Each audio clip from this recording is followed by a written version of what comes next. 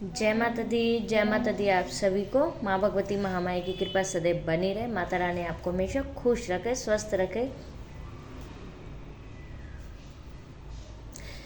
आज मैं ज़्यादा खास वीडियो तो नहीं है, मगर थोड़ा सी जानकारी लेके आपके लिए आई हूँ कि आप लोग कहते हैं कि हम पूजा पाठ करते हैं बहुत, और पता नहीं हमें कैसे पता चलेगा कि माँ पूजा स्वीकार कर रहे हैं, या जिस भी देवी देवता की हम पूजा कर रहे हैं वह इस पूजा को हमारी द्वारा की गई पूजा को स्वीकार कर रहे हैं या नहीं, या हमें कैसे पता लगे कि माँ भोग खा रही है या नहीं।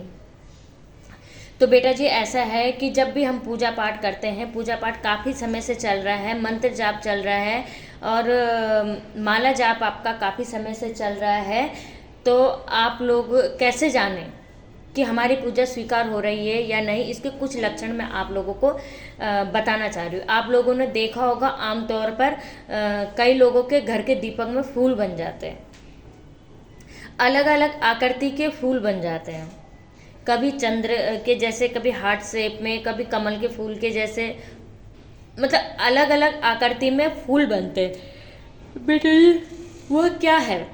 कई लोग कहते हैं कि कार्बन जम जाता है।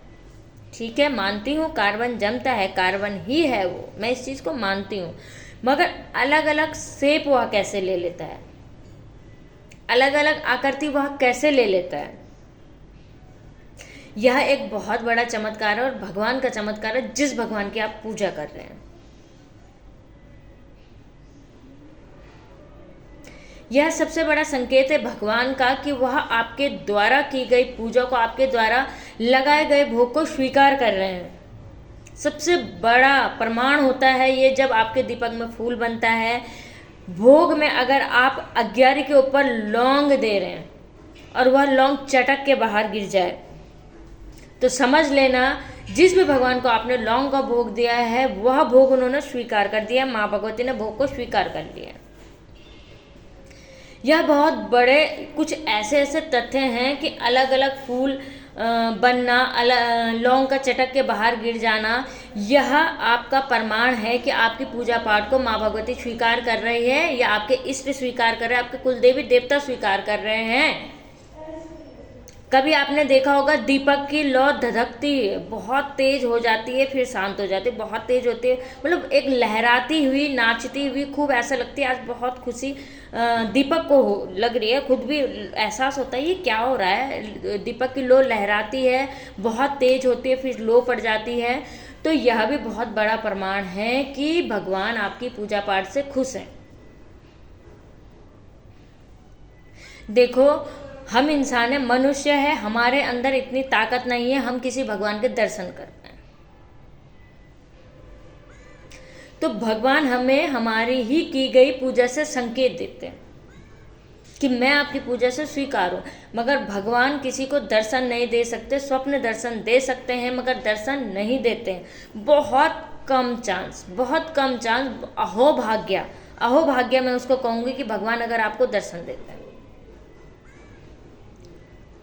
वैसे तो इस कलयुग में तो फिर भी हो सकता है 1% 2%, वैसे हो सकता है, ना भी नहीं कह सकती हूँ, क्योंकि बहुत अहोभाग्य कहूँगी मैं अगर ऐसा होता है किसी के साथ। धन्य है वो व्यक्ति। तो ये कुछ छोटे छोटे से संकेत हैं कि हमारी पूजा पाठ स्वीकार कर रहे हैं भगवान। पूजा पाठ करने में सबसे पहले तो संकोच आपको नहीं करना है। कैसे बैठूं, कैसे नहीं बैठूं, किधर मुंह करूं, किधर नहीं करूं, कौन सा आसन लगाऊं, कौन से रंग के कपड़े पहनूं, ऐसा कुछ नहीं है। मन चंगा तो कठौती में गंगा, मेरा मानना है ये।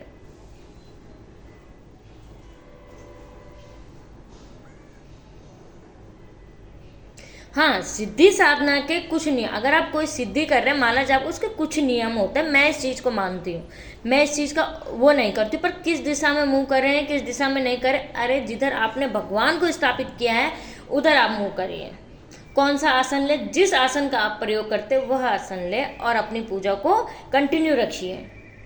साधना में कुछ थोड़े बहुत नियम होते हैं, अगर आपका गुरु होगा वो आपको ज़रूर बता देगा, मगर वहम नहीं पालना है।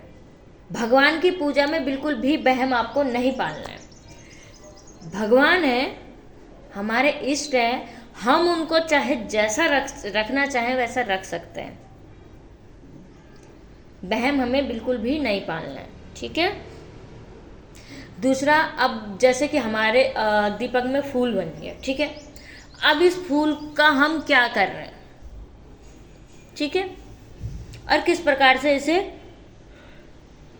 यूज में लाए, है ना। आप क्या करिएगा, हनुमान जी के सेवक हों, चाहे माँ के सेवक हों, चाहे बालाजी के सेवक हों, चाहे शिव के सेवक हो, जिसके भी आप सेवक,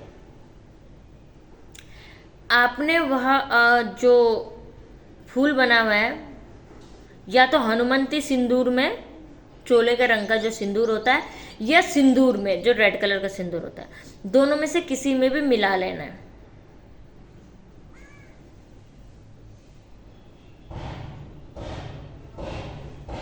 दोनों में से किसी में भी मिला लेना, और मिलाने के बाद जिसको नेगेटिविटी हो, अगर आप उसको उसका तिलक कर देंगे, नेगेटिविटी जिसे हो तिलक करके उतारा कर देंगे, तो उसकी नेगेटिविटी ख़त्म हो जाएगी धीरे धीरे। अगर किसी के शरीर में नेगेटिविटी हो, बेटा किसी को, बच्चे को बहुत ज़्यादा नज़र लगती हो, इस तिलक को लगाना शुरू कर दें, बच्चे को नज़र नहीं लगेगी। अगर आप किसी भी शुभ कार्य के लिए घर पे जा रहे हो, मैं तो ये कहूँगी कि इस फूल को आशीर्वाद समझ के किसी भी तिलक के साथ आप हमेशा धारण कीजिए। आपका कोई कार्य रुकेगा नहीं, सारे कार्य सफल होंगे। ये बहुत, जो दीपक में फूल बनता है बेटा, वो बहुत पॉजिटिव चीज़ होती है, बहुत ज़्यादा पॉजिटिव। इसकी पॉजिटिविटी इतनी है कि अगर बताने पे आ जाए तो समय कम पड़ जाएगा, इसलिए आप इसको किसी भी कार्य के लिए यूज़ कर सकते हैं। इसके अंदर बहुत पॉजिटिविटी होती है, साक्षात भगवान का वास होता है, इसलिए। और बेटा पूजा पाठ जब आप शुरू करें, साधना शुरू करेंगे, तो इसमें बहुत सी परीक्षाएं होती है, बहुत ज़्यादा परीक्षाएं होती है। तो आप लोग कभी ये मत सोचना जैसे कि आप पूजा करने बैठे, 2 माला हुई, दरवाजे पे कोई आ जाएगा, खटखट की आवाज़ आ जाएगी। अगर घर में बच्चे हों तो बच्चे संभाल लेते, नहीं तो आपको भगवान से माफ़ी मांग के उठ के खोलना पड़ता है दरवाज़ा। मतलब जब हम भगवान की तरफ बढ़ेंगे तो बहुत सी अड़चने, या तो बच्चों को शोर आ जाएगा, बाहर बच्चे बहुत खेलते हुए चिल्लाते हुए नज़र आएंगे, या तो बहुत ज़्यादा घर में ही शोर अपने ही बच्चे करने लगेंगे, टीवी की आवाज़ बहुत तेज कर देंगे। मतलब मेरा कहने का अर्थ ये है कि अगर आप भगवान की पूजा आराधना कर रहे हैं तो उतना ही आपको परेशानियां आने लगेगी, भगवान की पूजा में रुकावटें आने लगेगी। मगर आपको इसमें करना क्या है, भगवती से क्षमा मांग के वहाँ पर रोक के और अपनी पूजा पाठ को कंटिन्यू करना है। और हाँ, अगर आपके दीपक में फूल बनता है, भगवान की कृपा आपको प्राप्त होती है, या पूजा पाठ से जुड़ी हुई कोई भी बात, कोई भी चमत्कार, कोई भी अनुभव, कुछ भी हो सकता है, कुछ भी, आपको अपने पूजा पाठ से जुड़ी हुई बातें किसी को नहीं बतानी।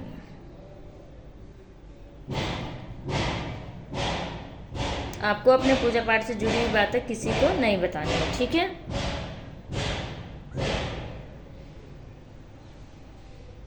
बस आज के वीडियो में इतना ही, मिलती हूँ आगे वीडियो में। जय माता दी, जय महाकाल।